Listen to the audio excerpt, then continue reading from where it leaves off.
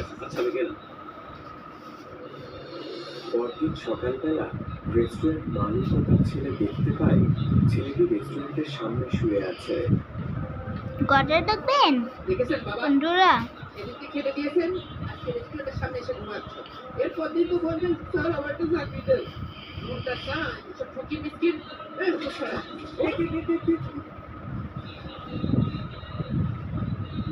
Sir sir আপনি কিছু বলবেন না, ওই তো আপনাদের রেস্টুরেন্টটা বাঁচিয়েছে। জানি, তাহলে শুনুন, কাল রাতে আমি যখন ডিউটি করছিলাম। হ্যালো, হ্যাঁ হ্যাঁ ঠিক আছে। হ্যাঁ আরে কালকে কিস্তি জানি, সেজন্যই তো আমার মাথা নষ্ট। এই শুনছি। হ্যাঁ আচ্ছা ঠিক আছে, আচ্ছা ঠিক আছে, আমি আসছি। আচ্ছা তাড়াতাড়ি যাই। আমার শুধু কোনো বারবার আসে না রে বন্ধু।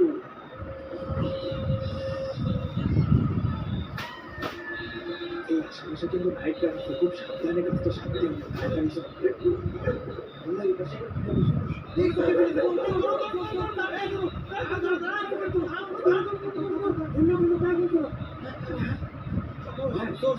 হ্যাঁ দেখলাম। আচ্ছা চলো, আচ্ছা এদিকে আসো, তুমি এখানে শুয়ে থাকো, আমি ডিউটিতে গেলাম, একদম সকাল পর্যন্ত থাকবে, ঠিক আছে?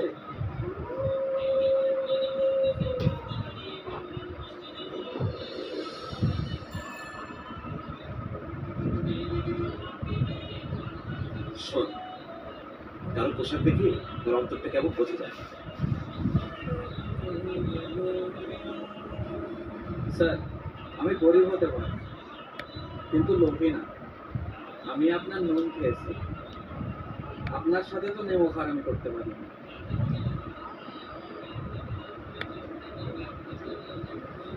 শোন, আজ হয়তো আমি ঢাকা শহরে বাইক করতে গেলে মালিক, কিন্তু আমার মালিক নেই, যিনি আমাকে সবটা দাম করেছে। মালিক? আপনার আবার মালিক কে? আমার মালিক ওই যে আলসা, যিনি আমার তো আমাদের সবার রিজিকের মালিক। উনি হয়তো সামান্য কিছু রিজিক দিয়ে আমাকে পরীক্ষা করেছেন, তাই নিজের সামর্থ্য অনুযায়ী সকলকেই দান করেন। পবিত্র কোরআনে বলা হয়েছে, যেন নিজের সম্পদ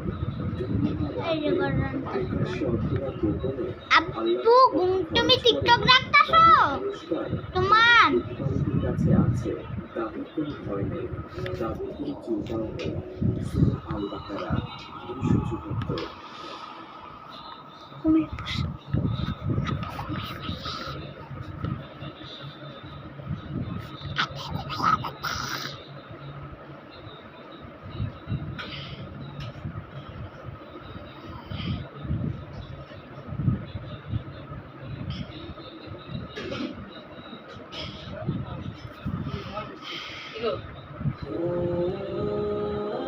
আব্বা ঘুমিয়ে পড়ছে। আমু মেহমান আসে না কে?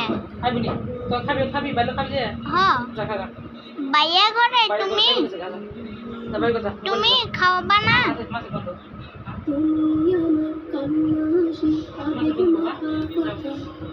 তুমি না খাওয়ার সময় আমিও খাবো।